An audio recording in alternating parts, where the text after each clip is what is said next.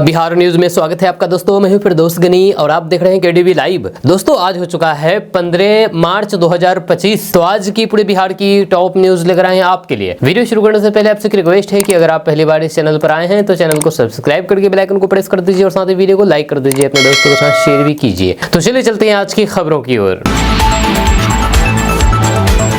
दोस्तों आज बिहार न्यूज की शुरुआत किशनगंज से करते हैं। आपको बता दूं कि होली के पावन अवसर पर बिहार के किशनगंज जिले में सांप्रदायिक सौहार्द और गंगा जमीनी तहजीब की अनूठी मिसाल देखने को मिली है। यह किशनगंज शहर के लाइन खानका मोहल्ला में एक साथ इफ्तारी और होली खेली गई है। एक साथ रोजे की इफ्तारी कराई गई और साथ ही साथ होली खेली गई है। यहाँ पर हिंदू मुसलमान दोनों एक साथ ही पहले इफ्तार किए, उसके बाद होली खेली। यहाँ पर हिंदू मुस्लिम दोनों समुदाय आपस में भाईचारे का मिसाल देखने को मिला है। यहाँ पर मुस्लिम समुदाय के लोगों ने हिंदू भाइयों के साथ अबीर गुलाल लगा करके होली मनाई है और गले लगा करके प्रेम और भाईचारे का संदेश दिया है। इस दौरान दोनों समुदाय के लोगों ने एक दूसरे को गले लगा करके प्रेम और संदेश दिया। आपको बता दूं कि वर्षों से इस क्षेत्र में यानी कि किशनगंज सीमांचल में सभी धर्मों के लोग एक दूसरे के त्योहारों में बढ़ चढ़ करके हिस्सा लेते आए हैं, जिससे आपसी मेल जोल और सौहार्द की परंपरा मजबूत होती रही है। दोस्तों बिहार के अररिया जिले के फुलकाहा थाना के दारोगा राजीव रंजन की जान जाने के बाद सीमांचल क्षेत्र में पुलिसकर्मियों ने होली नहीं मनाने का निर्णय लिया था और कुछ पुलिसकर्मियों ने होली नहीं मनाई ताकि वे अपने साथी के याद में शोक व्यक्त कर सके और इस घटना के प्रति सम्मान प्रकट कर सके। आपको बता दें कि दारोगा राजीव रंजन पर उस वक्त ग्रामीणों ने हमला किया था जब वे अपनी टीम के साथ एक अपराधी को पकड़ने गए थे। गिरफ्तारी के दौरान स्थानीय ग्रामीणों ने पुलिस पर हमला कर दिया, जिससे दारोगा गंभीर रूप से घायल हो गए और बाद में उनकी जान चली गई। आपको बता दूं कि पूर्णिया आईजी प्रमोद मंडल ने बताया है कि इस मामले में गैर इरादतन जान लेने के मामले में केस दर्ज किया गया है। 2 लोगों को गिरफ्तार भी किया गया है। यह सरकारी कार्य में बाधा डालने के कारण उन्हें जेल भेजा जा रहा है। आपको बता दूं कि इस घटना के बाद से सीमांचल के कुछ पुलिसकर्मी होली नहीं मनाई। जब पुलिस विभाग ने इस दुखद घटना के बाद होली का उत्सव मनाने से इनकार कर दिया। इसके अलावा पीड़ित परिवार को 1 दिन का वेतन देने का निर्णय लिया गया और उन्हें सरकारी सहायता के साथ साथ अनुकंपा पर नौकरी भी दी जाएगी। दोस्तों कहते हैं कि जब किसी से इश्क होता है तो फिर वह ना दूरी देखता है और ना ही जात धर्म। इश्क तो बस इश्क होता है। जब कुछ ऐसा ही कहानी गुजरात की प्रगति की है। जब प्रगति नाम की एक लड़की है, एक अच्छे कंपनी में सुपरवाइजर के पद पर कार्यरत काम कर रही प्रगति की आंखें एक जूनियर मजदूर से चार हो गई। प्रगति ने अब गुजरात से बिहार आकर के मजदूर से शादी की है। जहां अब ये शादी इलाके में चर्चा का विषय बनी हुई है। गुजरात से लेकर के बिहार तक फैली इस प्रेम कहानी सामाजिक बंधनों को भी तोड़ दिया है, जिसने ये साबित कर दिया है कि प्रेम की कोई भी सीमा नहीं होती है। मिल रही जानकारी के अनुसार नालंदा जिले के दीपनगर थाना क्षेत्र के चकदिलावर गाँव के निवासी सूरज पासवान गुजरात के वासी स्थित शाह पेपर बैग इंडस्ट्री में काम करते थे। वहीं पर प्रगति रतिलाल थहर भी काम करती थी। सूरज इस कंपनी में नीचे की मंजिल पर मजदूरी का काम करते थे। वहीं पर प्रगति दूसरी मंजिल पर सूरज से ऊपर ओहदे पर सुपरवाइजर के पद पर काम करती थी। सूरज ने बताया है कि जब मैंने प्रगति को पहली बार देखा तब पहली नज़र में ही कुछ ऐसा हुआ कि हम एक दूसरे की ओर आकर्षित हो गए। इसके बाद हम दोनों एक दूसरे के नज़दीक आ गए और फिर सूरज बताते हैं कि करीब 1 साल पहले शुरू हुई ये प्रेम कहानी धीरे धीरे परवान चढ़ गई और दोनों ने जीवन भर साथ रहने का निर्णय लिया। इस अनोखी प्रेम कहानी में प्रगति के घर वाले सूरज के साथ उसके रिश्ते को अपनाने के लिए तैयार नहीं थे, लेकिन प्रगति ने हार नहीं मानी और फिर अपने प्यार के लिए गुजरात छोड़ करके गुजरात के सूरज के गांव बिहार के नालंदा जिले के दीपनगर स्थित चकदिलावर गांव पहुंच गए। इधर सूरज पहुंच गए और दोनों ने मंदिर में हिंदू रीति रिवाज के साथ शादी रचा ली। बिहार के सहरसा जिले में हिंदू मुस्लिम एकता का गजब मिसाल देखने को मिला है। जिले के राजनपुर का एक वीडियो सोशल मीडिया पर जमकर के वायरल हो रहा है, जिसमें एक मुस्लिम व्यक्ति जुमे की नमाज अदा करने के बाद होली खेलता नजर आ रहा है। इस वीडियो में उन्होंने भारत के लोगों को होली की शुभकामनाएं भी दी। वीडियो में शख्स कहता है कि हर समाज में कुछ नफरती लोग होते हैं जो अमन पसंद नहीं करते हैं। हमारा देश भारत मोहब्बत को पसंद करता है। यहाँ पर हिंदू मुस्लिम भाई भाई जैसे रहते हैं। होली, दीपावली, ईद और फिर बकरीद सब साथ मिलकर के मनाते हैं, सद्भाव से मनाते हैं। हमारा भारत शांति और फिर प्रेम का भारत है। धर्म के नाम पर जो राजनीति करते हैं उनके नफरत फैलाने से भारत में नफरत नहीं फैलेगा। दोस्तों, बिहार के पूर्णिया सांसद पप्पू यादव ने कहा कि सभी पार्टी अपने नेताओं के अनर्गल देने पर कार्रवाई करें, नहीं तो फिर जनता इलाज करने के लिए तैयार है। जब बिहार की धरती सभी धर्मों के अनुयायियों को एक भाव से देखती है। जब पप्पू यादव ने होली मिलन मौके पर आयोजित संवाददाता सम्मेलन में कहा कि संबंधित पार्टी अपने नेताओं के अंतर्गत बयानबाजी पर कार्रवाई करे, नहीं तो फिर जनता इलाज को तैयार है। उन्होंने कहा कि विधि व्यवस्था सरकार का काम है। होली और फिर रमजान सौहार्दपूर्ण माहौल में लोग मनाएं, इसके लिए युवाओं को नफरत के विचार से दूर रहना होगा। सांसद पप्पू यादव ने आरोप लगाया है कि बीजेपी ऐसे माहौल बनाने के लिए एजेंडा पर कुछ ऐसे नेताओं को तैयार करती है जिससे वे सांप्रदायिकता फैलाने पर काम कर सके। उन्होंने कहा कि बिहार चिराग पासवान, कन्हैया कुमार, तेजस्वी यादव जैसे युवाओं की तरफ आशावादी नजर से देख रहा है।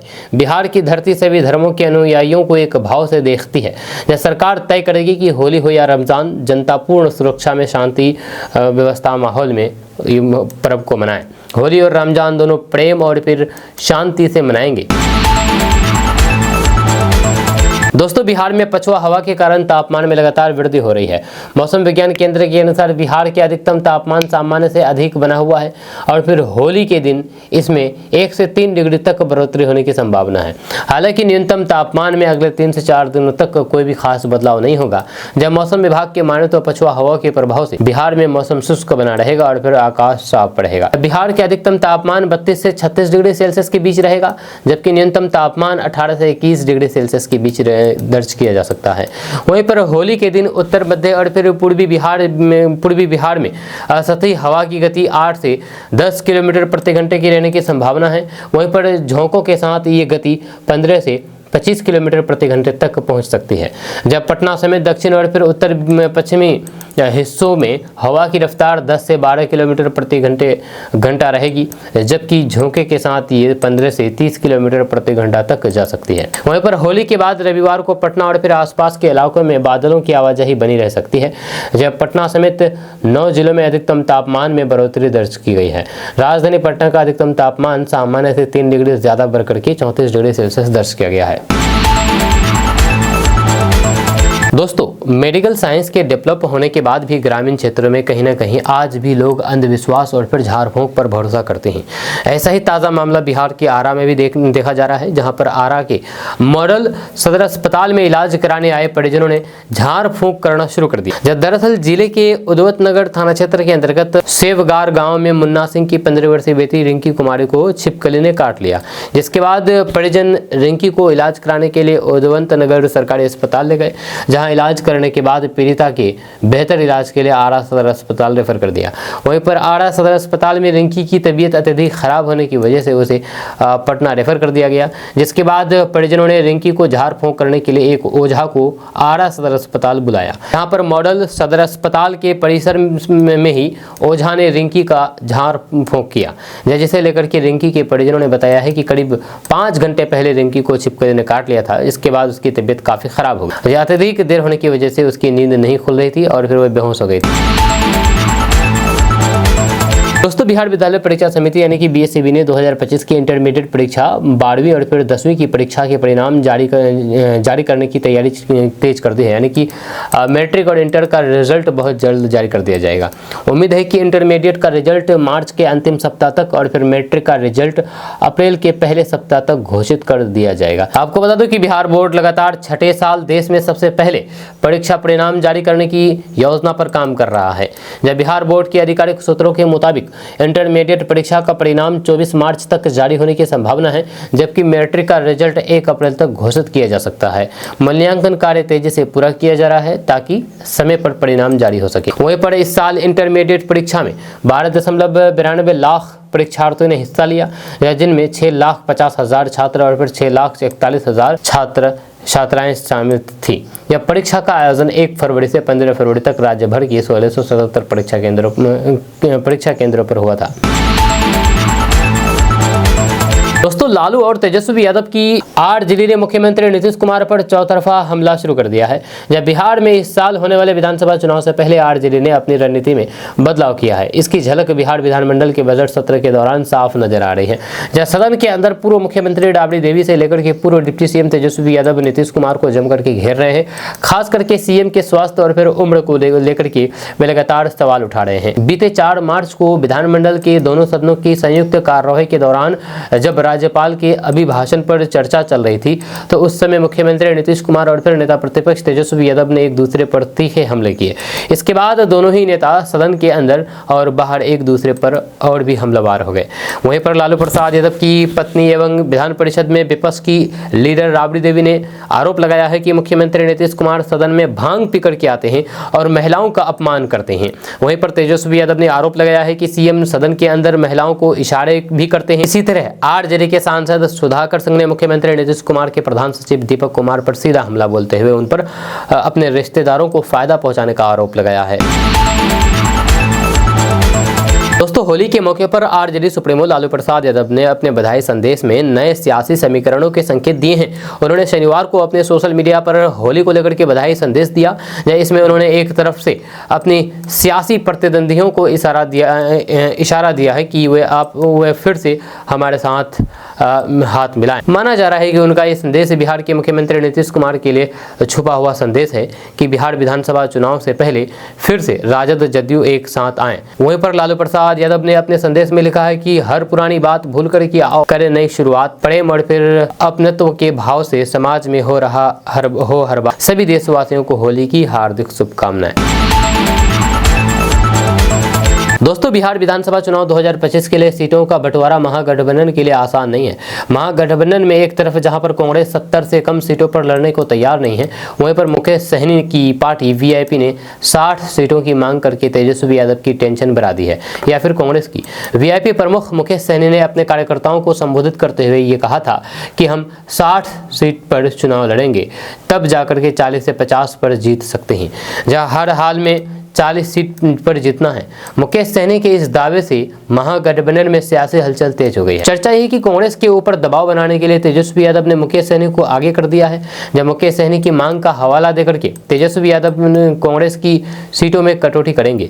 अगर उनकी बात महागठबंधन में अधिक सीटों पर बन गई तो फिर कांग्रेस का क्या होगा, ये सवाल है। जब कांग्रेस को इस बात का डर है कि वे जी जान से बिहार चुनाव की तैयारी में जुटी है, उसने बिहार का चुनाव प्रभारी बदल दिया है। पार्टी के चर्चित नेता कन्हैया कुमार को आगे कर दिया है। चर्चा है कि पप्पू यादव भी अहम भूमिका की तलाश में है। दोस्तों तेजस्वी यादव की चिंता अभी तक जनसुराज पार्टी के सूत्रधार प्रशांत किशोर बढ़ाए हुए थे, लेकिन अब के यानी कि कृष्ण अल्लारू और कन्हैया कुमार भी छकाने लगे हैं। जब प्रशांत किशोर की जुगत तो सीधे राजद के वोट बैंक में सेंध लगाने की है, जबकि के संभावना वाली उन सीटों को झटकाना चाह रहे हैं जिनसे कांग्रेस को राजद अभी तक वंचित रखे हुए हैं। ऐसी लगभग 4 सीटें हैं जिन पर राजद की संभावना कांग्रेस के गठजोड़ के बाद और मजबूत हो जाती है। इस मजबूती में कांग्रेस अपने जनाधार की छवि देख रही है, जो उसे उन सीटों पर दावे के लिए बाध्य किए हुए हैं। जब बिहार कांग्रेस के प्रभारी का दायित्व मिलने के बाद से ही कृष्ण की बड़ी सक्रियता राजद को बेचैन किए हुए हैं। वहीं पर कन्हैया कुमार के बारे में बात किया जाए तो लोकसभा चुनाव में उन्हें कन्हैया कुमार को कांग्रेस बेगूसराय के मैदान में उतारना चाहती थी, लेकिन लालू प्रसाद यादव की अनिच्छा के कारण दिल्ली जाना पड़ा। लालू नहीं चाहते कि तेजस्वी के सामने महागठबंधन में कोई दूसरा युवा चेहरा आगे हो। सहयोग से कन्हैया के साथ कृष्ण भी युवा ही है। तेजस्वी की चिंता स्वाभाविक है, क्योंकि विधानसभा की 70 सीटों की मांग कर चुकी कांग्रेस नौकरी 2 यात्रा निकालने जा रही है। इसके सूत्रधार कृष्ण है तो फिर नायक कन्हैया है। जब नौकरी 2 यात्रा 16 मार्च से 14 अप्रैल के बीच 20 जिलों से होकर के गुजरेगी। अभी उन क्षेत्रों में कांग्रेस का मजबूत जनाधार था। जिस समय के साथ उस जनाधार के अधिक संख्या स्वर्ण भाजपा के साथ हो लिए और मुसलमान आदि राजद की। अनुसूचित जाति के साथ कांग्रेस उस वोट बैंक को दोबारा पाना चाहती है। महागठबंधन में सीट बंटवारे में भी उन क्षेत्रों में उसे अब तक हुई अपेक्षा की टीस है।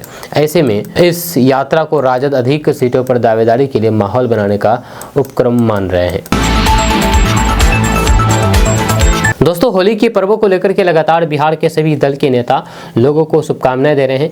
ऐसे में पोस्टर के जरिए जनता दल यूनाइटेड यानी कि जेडीयू के नेताओं ने बिहार की जनता को होली रमजान की मुबारकबाद दी है।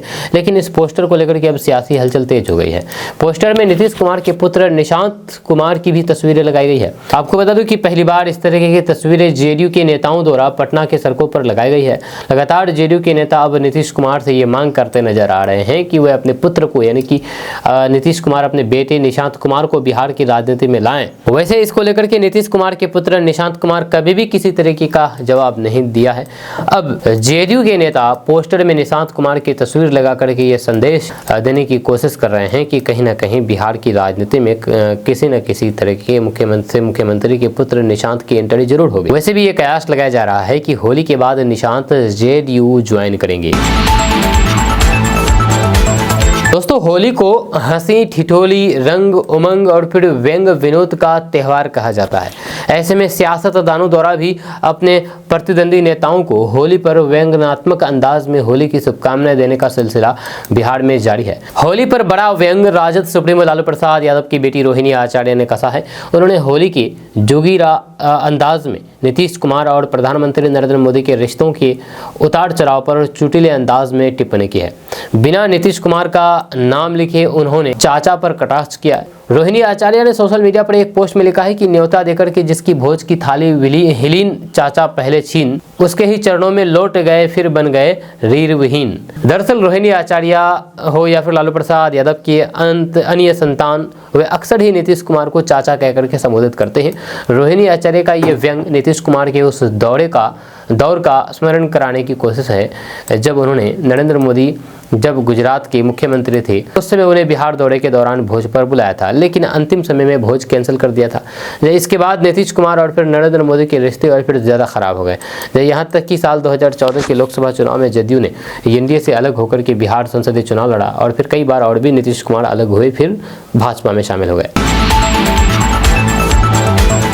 दोस्तों भोजपुरी सिनेमा के सुपरस्टार पवन सिंह की पत्नी ज्योति सिंह ने बिहार विधानसभा चुनाव लड़ने की घोषणा करके राजनीतिक गलियारों में हलचल मचा दी है। उन्होंने खुद ऐलान किया है कि वे काराकाट लोकसभा क्षेत्र के अंतर्गत आने वाली सीट से विधानसभा चुनाव में उतरेगी। ज्योति सिंह ने फेसर में आयोजित एक कार्यक्रम के दौरान अपने चुनावी इरादों का खुलासा किया है। उन्होंने बताया है कि वे जनसंकल्प यात्रा के माध्यम से जनता से सीधे संवाद कर रही है। इस यात्रा का मुख्य उद्देश्य लोगों को सरकारी योजनाओं का पूरा लाभ दिलाना है। हालांकि उन्होंने अभी तक ये स्पष्ट नहीं किया है कि वे किस राजनीतिक पार्टी से चुनाव लड़ेगी, लेकिन उन्होंने कहा कि वे जल्द ही किसी पार्टी में शामिल होगी। जहाँ उनके अनुसार इस यात्रा को क्षेत्र के लोगों का जबरदस्त समर्थन मिल रहा है, खास करके युवाओं और फिर महिलाओं की भागीदारी से उनकी उम्मीदों को बल मिल रहा है। ज्योति सिंह के चुनावी मैदान में उतरने की घोषणा के बाद क्षेत्र की राजनीति में सरगर्मी तेज हो गई है। उनके इस कदम को लेकर के राजनीतिक विश्लेषक भी चर्चाएं कर रहे हैं। हाल ही में ज्योति सिंह ने प्रयागराज में एक संगम में डुबकी लगाते हुए एक वीडियो सोशल मीडिया पर शेयर किया था। इस वीडियो में वह अपने पति पवन सिंह की तस्वीरों के साथ आस्था की डुबकी लगाते हुए नजर आ रही थी। इस वीडियो ने सोशल मीडिया पर खूब सुर्खियां बटोरी थी। इसके बाद पवन सिंह ने भी सोशल मीडिया पर एक पोस्ट शेयर किया था जिसमें उन्होंने लिखा था कि लगता है कि आज के समय में किसी के लिए भक्ति भाव ही भी मजाक बन गया है। आगे क्या बोलूं, शायद मेरे मुंह से शोभा नहीं देगा। दोस्तों बिहार में विधानसभा चुनाव से पहले आरजेडी और जेडीयू के बीच जमकर के सियासी जंग देखने को मिल रही है। सीएम नीतीश कुमार ने महिलाओं के काम के मुद्दे पर पूर्व मुख्यमंत्री राबड़ी देवी को घेरा तो फिर राबड़ी देवी ने भी पलटवार करते हुए सीएम नीतीश कुमार को भंगेड़ी तक कह डाला। इसके अलावा तेजस्वी यादव ने कानून व्यवस्था को लेकर के सरकार पर जमकर के निशाना साधा।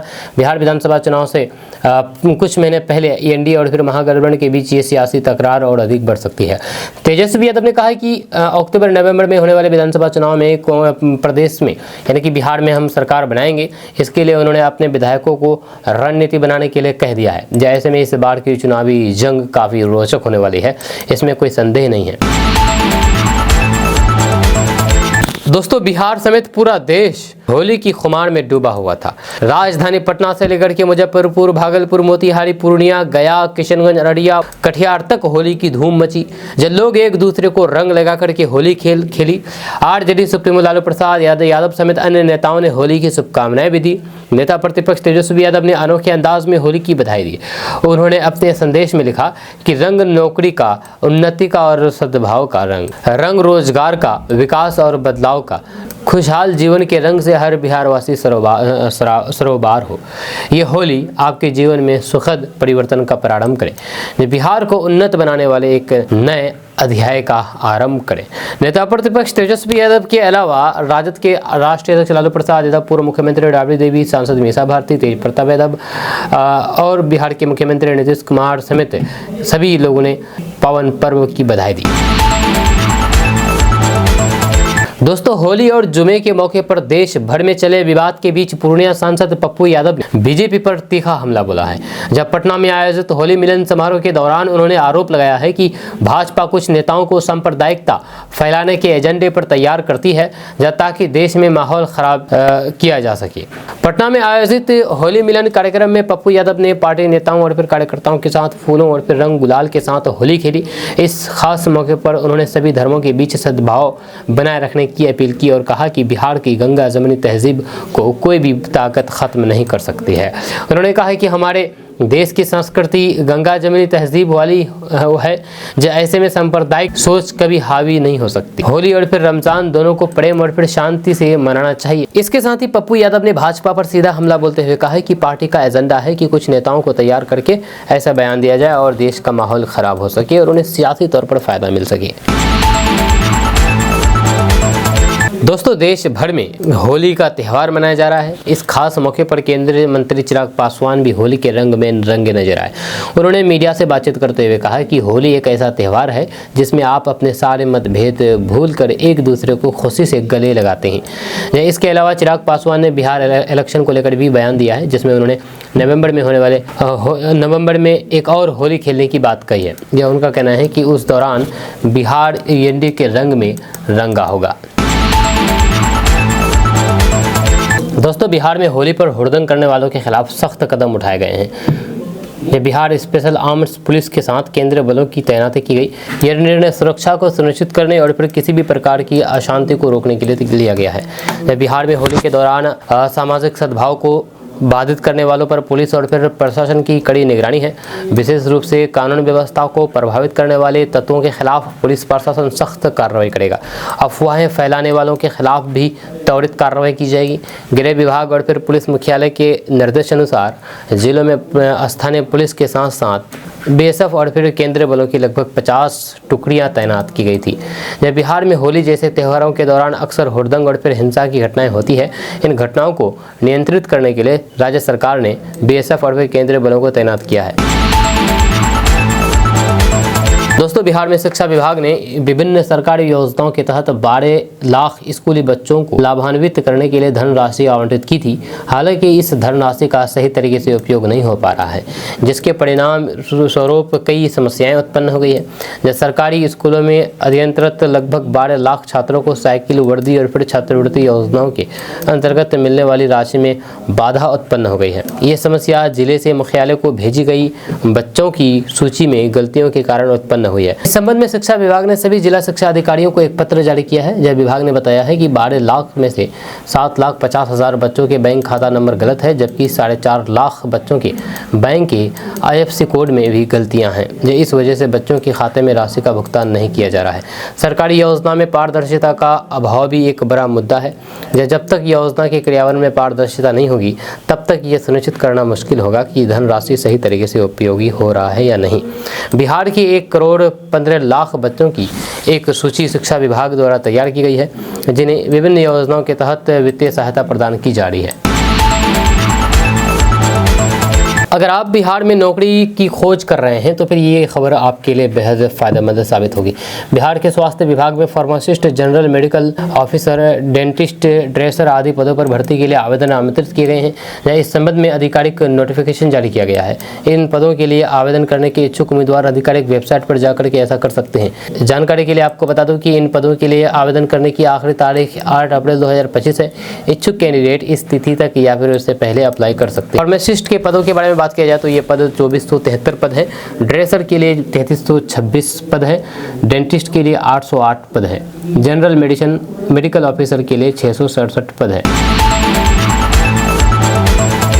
दोस्तों किशनगंज के लाल ने कमाल कर दिया है कि किशनगंज के एक लड़के ने CGL की परीक्षा पास करके जिले का नाम रोशन किया है। दरअसल किशनगंज जिले के बहादुरगंज मजार रोड निवासी आकाश आर्यन SSC संयुक्त स्नातक स्तरीय यानी कि CGL परीक्षा में सफलता हासिल की है। उन्होंने 711वीं रैंक प्राप्त करके इनकम टैक्स इंस्पेक्टर का पद हासिल किया है। जहां आकाश के पिता रतीश कुमार शाह किराने की दुकान चलाते हैं और माता काजल किरण नियोजित शिक्षिका है। जहां आर्थिक चुनौतियों के बावजूद भी दोनों ने बेटे की पढ़ाई में कोई भी कमी नहीं छोड़ी, जहां कमी नहीं आने दी। उन्होंने आकाश को पटना में रह करके तैयारी करने की सुविधा भी प्रदान की है। आकाश की इस उपलब्धि से पूरे परिवार में खुशी का माहौल है। उनकी सफलता जिले के अन्य प्रतियोगी परीक्षाओं के लिए प्रेरणा स्रोत बन गई है। स्थानीय लोग और फिर शुभ चिंतक आकाश को बधाई दे रहे हैं। आकाश ने बताया है कि वे अपने इस सफलता का श्रेय अपने माता पिता और फिर शिक्षकों को देते हैं। आकाश की इस सफलता की सूचना मिलते ही जिले भर से उन्हें बधाइयां मिल रही है। आपका इसके बारे में क्या कहना है, नीचे कमेंट बॉक्स में कमेंट करके जरूर बताइएगा। दोस्तों बिहार के मुख्य सचिव की अध्यक्षता में हुई राज्य स्तरीय बैठक में प्रधानमंत्री जन विकास कार्यक्रम के तहत 724 करोड़ रुपए की विकास योजनाओं की अनुशंसा की गई है। इन योजनाओं को अल्पसंख्यक कार्य मंत्रालय भारत सरकार नई दिल्ली को भेजने की मंजूरी दी गई है। जिन जिलों में विकास कार्यों का लाभ मिलेगा ये जिले हैं। बैठक में अररिया, कटिहार, किशनगंज, दरभंगा, पश्चिमी चंपारण और पूर्णिया के लिए छात्रावास भवन, ऑडिटोरियम, बहुउद्देशीय इंडोर हॉल, आवासीय विद्यालय और पॉलिटेक्निक भवन जैसी योजनाओं को स्वीकृति दी गई है। वहीं पर मधुबनी, गोपालगंज और वैशाली के लिए भी प्रस्ताव मांगे गए हैं। मुख्य सचिव ने मधुबनी, गोपालगंज और फिर वैशाली जिले को मांगे गए हैं ताकि इन जिलों में भी अल्पसंख्यक समुदाय के विकास से जुड़ी हुई योजनाओं को गति दी जा सके। इस महत्वपूर्ण बैठक में शिक्षा विभाग, भवन निर्माण विभाग, वित्त विभाग, बिहार राज्य भवन निर्माण निगम लिमिटेड, पटना के प्रतिनिधि तथा अररिया, कटिहार, किशनगंज, दरभंगा, पश्चिमी चंपारण और पूर्णिया के जिला पदाधिकारी उपस्थित थे। दोस्तों बिहार के अररिया में हुई पुलिस सब इंस्पेक्टर की जान जाने को लेकर के बीजेपी प्रदेश अध्यक्ष डॉक्टर दिलीप कुमार जायसवाल ने अपनी प्रतिक्रिया दी है। उन्होंने कहा है कि मैं अररिया जा रहा हूं और फिर वहां अधिकारियों से घटना के संबंध में जानकारी प्राप्त करूंगा। दिलीप जायसवाल ने यह भी कहा है कि बिहार में कानून का राज है और किसी भी सूरत में अपराधी बख्शे नहीं जाएंगे। डॉक्टर दिलीप कुमार जायसवाल ने कहा है कि लालू प्रसाद यादव के शासनकाल में जिस तरह से अपराधियों को परिचय दिया गया वही आज राक्षस की तरह पूरे बिहार में फैले हुए हैं। उन्होंने कहा है कि एक अपराधी मरता है और फिर 100 अपराधी पैदा होता है, एक अपराधी जेल जाता है और 100 अपराधी पैदा होता है। उन्होंने कहा है कि 2005 के पहले के पाप को हम धो रहे हैं। वहीं पर उन्होंने दरभंगा की मेयर के जरिए जुमे की नमाज के लिए होली को 2 घंटे को रोकने की मांग पर कहा कि मेयर का दिमागी संतुलन बिगड़ गया था। उन्होंने कहा है कि मेयर का कुछ देर के लिए दिमाग का स्क्रू ढीला हो गया था और फिर बाद में जब स्क्रू टाइट हुआ तो फिर अपनी गलती मान ली। डॉक्टर दिलीप कुमार जायसवाल ने कहा है कि कुछ बेवकूफ़ लोग समाज में हैं जो कि ज़रूरत से ज़्यादा मुल्ला और फिर पंडित बनना चाहते हैं। उन्होंने बिहार के लोगों से अपील करके कहा कि ऐसे लोगों से सावधान रहने की ज़रूरत है। आपको बता दूं कि रमज़ान में जुमे के दिन होली का त्यौहार भी पड़ गया है। ऐसे में इसे राजनीतिक मुद्दा बना दिया गया है।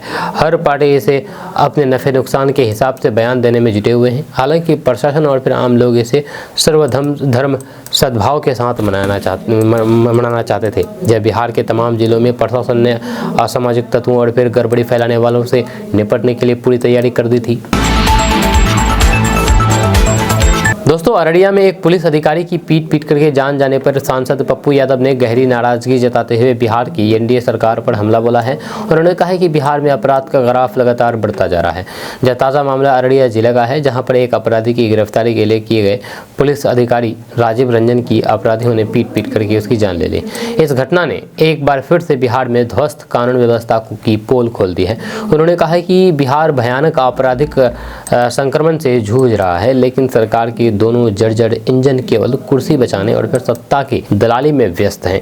उन्होंने कहा है कि ये हत्या, लूट, अपहरण, लड़कियों के साथ गलत काम जैसे अपराधों से बिहार थर्रा रहा है, लेकिन मुख्यमंत्री और फिर उप मुख्यमंत्री केवल राजनीतिक जोड़ तोड़ में लगे हुए हैं। जनता चीख रही है, अपराधी बेखौफ घूम रहे हैं और प्रशासन असहाय है। सांसद पप्पू यादव ने सवाल उठाते हुए कहा कि अगर पुलिस अधिकारी ही सुरक्षित नहीं है तो फिर आम जनता का क्या होगा। उन्होंने सरकार को चेतावनी देते हुए कहा है कि अगर जल्द ही अपराधियों पर लगाम नहीं लगाई गई तो फिर जनता उन्हें सत्ता से बेदखल करने में देर नहीं करेगी। उन्होंने राज्य सरकार से अविलंब कानून व्यवस्था को सख्त करने की मांग की है। दोस्तों, बिहार के मुख्यमंत्री नीतीश कुमार के द्वारा पिछले दिनों विभिन्न जिलों में हुई प्रगति यात्रा के दौरान की गई सभी घोषणाएं यानी कि वादे समय से पूरी होंगी। सीएम नीतीश कुमार ने मुख्य सचिव अमृतलाल मीणा, विकास आयुक्त प्रत्यय अमृत और फिर पुलिस महानिदेशक यानी कि डीजीपी विनय कुमार की उच्च स्तरीय बैठक की। इसमें विभिन्न विभागों के अपर मुख्य सचिव, प्रधान सचिव एवं सचिव की भी मौजूद रहे। इस दौरान मुख्यमंत्री नीतीश कुमार ने अफसरों को स्पष्ट निर्देश दिया है कि प्रगति यात्रा के दौरान उनके द्वारा की गई घोषणाओं को तय समय सीमा के भीतर पूरा किया जाए। वहीं पर मुख्यमंत्री नीतीश कुमार ने बैठक के दौरान आला अधिकारियों से कहा कि प्रगति यात्रा के दौरान की गई सभी घोषणाओं को कैबिनेट द्वारा स्वीकृति की जा चुकी है। ऐसे में उनका क्रियान्वयन तेजी से सुनिश्चित कराएं और उन कार्यों में तेजी ला करके उन्हें तय समय सीमा के अंदर हर हाल में पूरा किया जाए। दोस्तों, आय, जाति, निवास समेत अन्य प्रमाण पत्र बनाने में अब देरी नहीं होगी। अब राजस्व कर्मचारियों का काम पंचायत सचिव में निपटाएंगे। इससे लोगों के साथ विभिन्न प्रतियोगिताओं के लिए आवेदन करने शामिल होने वाले छात्र छात्राओं की प्रमाण पत्र बनाने को लेकर के टेंशन दूर होगी। डीएम ने राजस्व कर्मचारियों की हड़ताल से वापसी तक आवेदन पत्रों की जाँच का काम पंचायत सचिव को करने का निर्देश दिया है। डीएम ने कहा है कि राजस्व कर्मचारियों द्वारा सामूहिक हड़ताल पर चले जाने के कारण लोक सेवाओं के अधिकार अधिनियम के तहत प्राप्त निवास, जाति, आय समेत अन्य सेवाओं के आवेदन पत्रों की जांच नहीं होने से आवेदन पत्रों के काल बाधित होने की संभावना है। उन्होंने राजस्व कर्मचारियों के सामूहिक हड़ताल से वापस आने तक उनके स्थान पर संबंधित पंचायत सचिव को लोक सेवाओं के अधिकार अधिनियम के तहत प्राप्त निवास, जाति, आय आदि आवेदन पत्रों की जाँच के लिए प्राधिकृत किया जाता है। दोस्तों, तमिलनाडु सरकार के एक मंत्री, एक नेता ने बिहार और यूपी के लोगों के लिए विवादित बयान दिया है। उत्तर भारत के लोगों के लिए खास करके विवादित बयान दिया है। आपको बता दें कि तमिलनाडु सरकार में जल संसाधन मंत्री दुर्ईमुरुगन ने उत्तर भारतीयों को लेकर के विवादित बयान दिया है। उन्होंने कहा है कि उत्तर भारतीयों के पास बच्चे पैदा करने के अलावा कोई काम नहीं है। एक रिपोर्ट्स के अनुसार उन्होंने कहा है कि हम दो हमारे दो, फिर हम दो हमारा एक और अब हम दो एक भी क्यों। ठीक है, हमने इसका पालन किया, लेकिन उत्तर भारत को देखें, ऐसे कोई नियम नहीं है। उनके पास बच्चे पैदा करने के अलावा कोई काम है ही नहीं। उत्तर भारत, खास करके यूपी और बिहार वालों को हर एक ने 17, 18 या फिर उससे भी ज्यादा बच्चे पैदा किए हैं। उन्होंने कहा है कि हमने अपना मौका खो दिया है। उन्होंने इस तर्क का संदर्भ देते हुए कहा कि तमिलनाडु जैसे दक्षिणी राज्य जिन्होंने 1971 से केंद्र सरकार द्वारा शुरू किए गए परिवार नियोजन उपायों को सफलतापूर्वक लागू किया है, अगर जनसंख्या के आधार पर परिसमन किया जाता है तो फिर उन्हें कम संसदीय प्रतिनिधित्व के साथ अनुचित के रूप में दंडित किया जाएगा। दोस्तों, रंगों के त्यौहार होली शुक्रवार को देश भर में धूमधाम से मनाई गई। इसे लेकर के बिहार के मुख्यमंत्री नीतीश कुमार समेत तमाम नेताओं ने अपने अपने सोशल मीडिया अकाउंट एक्स पर पोस्ट करके लोगों को बधाई दी है। वहीं पर आरजेडी प्रवक्ता सांसद मनोज झा ने एक न्यूज चैनल से बातचीत में कहा कि 2022 में भी 18 मार्च को होली और जुमा एक ही दिन पड़े थे। एक सवाल के जवाब में उन्होंने कहा कि हमने अपने त्योहारों को क्या बना दिया है। जश्न मनाने से ज़्यादा हमें इस बात की चिंता है कि कोई दुर्घटना ना हो जाए। सांसद ने सवाल करते हुए कहा कि क्या त्यौहार ऐसे मनाए जाना चाहिए। मनोज झा ने कहा कि 2022 में भी 18 मार्च को होली और जुमा एक ही दिन पड़े और कुछ नहीं हुआ था। अतिशयोक्त पूर्ण बयानबाजी की ये नई कवायद ठीक नहीं है। ये कहना है आरजेडी सांसद मनोज झा का। दोस्तों, केंद्रीय गृह मंत्री अमित शाह ने बिहार में अपनी बढ़ती सक्रियता से राजनीति में हलचल मचा दी है। अमित शाह ने हाल ही में दिए गए एक बयान में कहा कि चुनाव नजदीक आने पर वे बिहार में डेरा डालेंगे। इसके अलावा मिथिला में माता सीता का मंदिर बनेगा, जबकि अयोध्या में राम मंदिर बन चुका। अमित शाह का ये बयान जेडीयू में सवाल खड़े कर गया है। जी हाँ, क्योंकि इस बयान को जेडीयू के कार्यकारी अध्यक्ष संजय कुमार झा के सामने दिया गया था। इसके बाद से पार्टी में सन्नाटा पसरा हुआ है। अमित शाह की इस सक्रियता को लेकर के जेडीयू के नेता समझ नहीं पा रहे हैं कि भाजपा का असली इरादा क्या है। जब शाह ने पहले एनडीए के सीएम पद की उम्मीदवार के बारे में बयान दिया था तो फिर जेडीयू के अंदर नाराजगी दिखी थी। इस बार स्थिति थोड़ी सी अलग है, क्योंकि शाह के बयान को लेकर के कोई भी विरोध नहीं है। अमित शाह को भाजपा का मुख्य चुनावी रणनीतिकार माना जाता है और फिर उनकी रणनीतियों की वजह से पार्टी को कई राज्यों में जीत मिली है। विशेष रूप से यूपी में 2017 के विधानसभा चुनाव में अमित शाह का बूथ स्तर पर काम करने का तरीका बेहद सफल रहा था। अब अगर अमित शाह बिहार में डेरा डालते हैं तो फिर ये संकेत देता है कि भाजपा बिहार में अपनी स्थिति मजबूत करने की कोशिश कर रही है। इस बीच जेडीयू के भीतर ये चिंता भी है कि अगर भाजपा उन्हें पहले जैसी अहमियत नहीं देती है तो फिर पार्टी का भविष्य क्या होगा। वहीं पर जेडीयू में ये भी चर्चा हो रही है कि नीतीश कुमार के बेटे निशांत कुमार को पार्टी का नेतृत्व सौंपा जा सकता है। जय निशांत कुमार की राजनीति में एंट्री और उन्हें पार्टी की राष्ट्रीय अध्यक्ष बनाने की संभावना भी जताई जा रही है। इस समय बिहार की राजनीति में एनडीए इनके अन्य घटक दल भी चुप हैं, जिससे ये साफ नजर आता है कि भाजपा अब एनडीए के भीतर पूरी तरीके से हावी हो गई है। दोस्तों, देश में एक तरफ जहां पर होली और जुमाओं को लेकर के बयानबाजी हो रही है, वहीं पर बिहार के आरजेडी के विधायक ने कुछ ऐसा किया है जिसकी तारीफ हर कोई कर रहा है। दरअसल मुजफ्फरपुर के कांटी विधानसभा से एमएलए इसराइल मंसूरी ने अपने समर्थकों के साथ होली खेली है। इस दौरान मीडिया से बातचीत करते हुए उन्होंने कहा कि मुसलमानों को होली के रंग से परहेज नहीं है। ये इत्तेफाक ही है कि रमजान के पवित्र महीने में जुमे के दिन होली का त्यौहार भी पड़ गया है। ऐसे में इसे राजनीतिक मुद्दा बना दिया गया है। हर पार्टी इसे अपने नफ़े नुकसान के हिसाब से बयान देने में जुटी हुई है। हालांकि प्रशासन और फिर आम लोग इसे सर्वधर्म समभाव के साथ मनाना चाहते हैं। जब बिहार के तमाम जिला प्रशासन ने असामाजिक तत्वों और फिर गड़बड़ी फैलाने वालों से निपटने के लिए पूरी तैयारी भी कर रखी थी। होली से ठीक एक दिन पहले आरजेडी नेता ने रोजा रख करके होली खेली और फिर ये साफ कर दिया है कि किसी भी मुसलमान को होली के दिन परेशान होने की ज़रूरत नहीं है। जब हर कोई अपने अपने धर्म के हिसाब से अपने पर्व को मनाएं और शांति बनाए रखें, किसी की आस्था को चोट नहीं पहुंचे। वहीं पर इस पूरी राजनीति में सबसे असहज और फिर परेशान है तो वो जदयू, जिसकी सहयोगी पार्टी बीजेपी के लोग बार बार बयानबाजी करके जेडीयू के लिए परेशानी का सबब बना रहे हैं। जेडीयू को तो बीजेपी के बड़बोले नेताओं को चेतावनी तक देनी पड़ी। जेडीयू प्रवक्ता अभिषेक झा ने चेतावनी देते हुए कहा कि विवादास्पद मुद्दा उठाना, उस पर बयानबाजी करना तुरंत बंद करें। नीतीश राज्य में माहौल खराब करने वालों पर कठोरात्मक कार्रवाई होगी। दोस्तों, बिहार के सारण में होली मिलन समारोह के नाम पर सरकारी दफ्तर में अश्लीलता फैलाई गई है। जब इस घटना का वीडियो सोशल मीडिया पर जमकर के वायरल हो रहा है। जब वीडियो वायरल होने के बाद जिला प्रशासन में भी हरकत मचा हुआ है और हर जगह कार्यालय की किरकिरी हो रही है। जब बिहार सरकार एक तरफ जहां अश्लीलता और फिर डबल मीनिंग गानों पर पाबंदी लगा रही है, तो फिर दूसरी तरफ इसका खुलेआम मजाक सरकारी कार्यालयों में ही उड़ाया जा रहा है। ताज़ा मामला सारण जिला के यानी कि छपरा की गरखा थाना के सरकारी दफ्तर का है, जहां पर अश्लील डांस हुआ। बताया जा रहा है कि प्रखंड के मुख्य कार्यालय में बाहर से डांसर को बुला करके नृत्य डांस करवाया गया। इस दौरान प्रखंड प्रमुख पति हरेंद्र महतो खुलेआम महिला डांसर के साथ अभद्र हरकत करते हुए नजर आए। वीडियो वायरल होने के बाद कार्रवाई की मांग कर रहे हैं लोग।